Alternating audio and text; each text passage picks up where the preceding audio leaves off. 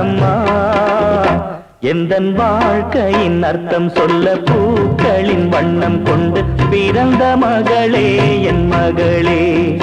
நான் வாழ்ந்தது கொஞ்சம் அந்த வாசத்தில் வந்துதித்து உயிரில் கலந்தா என் உயிரே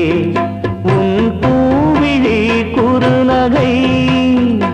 அதில் ஆயிரம் கவிதையே